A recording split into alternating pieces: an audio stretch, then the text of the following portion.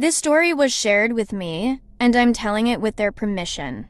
This happened before COVID, around late 2019. At the time, I was still living in South Carolina, but we were visiting Kentucky for the holidays. I think it was most likely Christmas. One night, it was already dark outside, and we were in a Target parking lot. I remember this clearly because we went inside to buy Robux gift cards. I think it was a $25 one. It was me, my mom, and my grandma. Nothing felt unusual. Everything seemed normal. We checked out, walked back to the car, and got in. That's when my mom and grandma both looked at me. My mom finally spoke and said, "Our apartment was robbed." At the time, I was really confused. I was only about 11 years old, in 6th grade, and I didn't fully understand what that meant yet. We stayed in Kentucky for a few more days, then packed up to head back to South Carolina.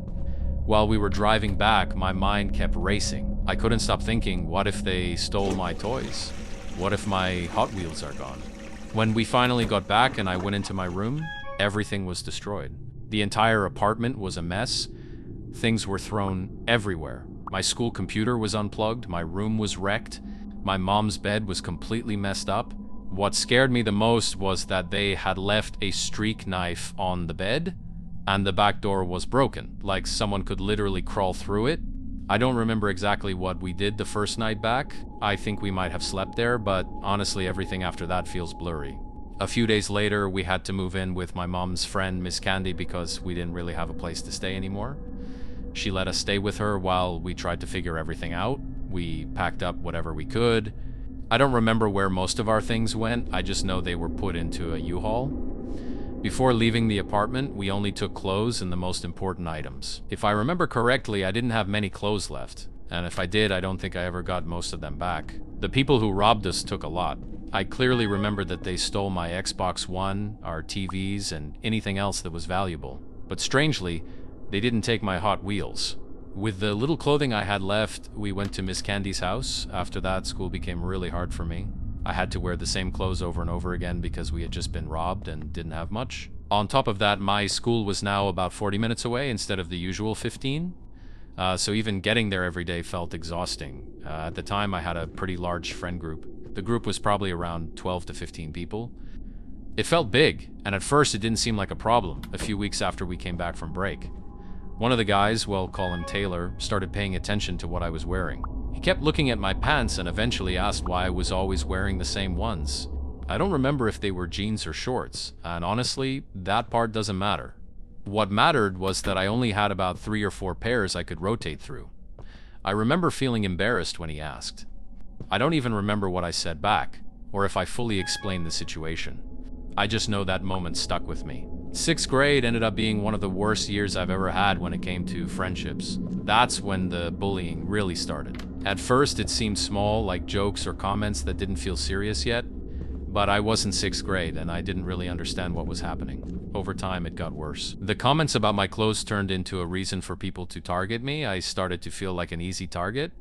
It wasn't just about clothes either. I was also bullied for my speech problems, something I couldn't control at all. There was nothing I could do about it, and that made everything feel even heavier. Because of everything going on, I started falling behind in school. I stopped caring as much about homework because, in my mind, there were way bigger things happening in my life that felt more important.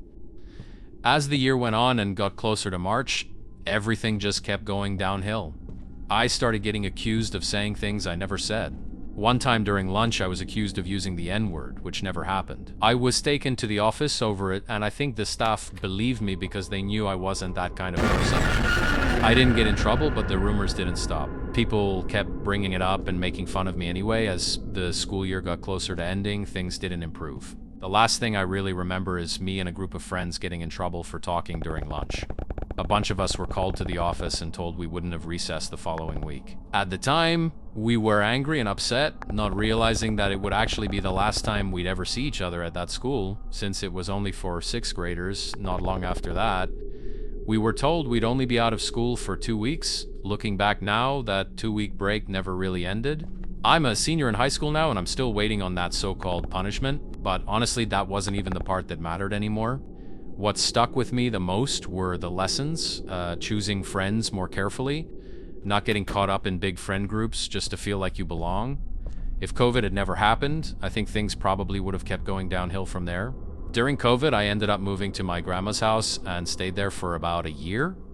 We didn't return to school until about halfway through 7th grade, and by then I was at a completely different school. I didn't know anyone there, not a single person. I didn't really have friends in 7th grade, and honestly, 8th grade wasn't much different, at least not until halfway through the year. That's where they ended the story, and reading this makes me wonder how much that experience influenced how you trust people now.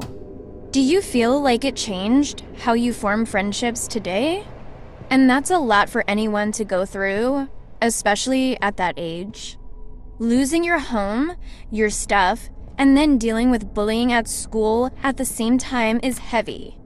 I can see how that whole period messed with you, and I hope everything is better for you.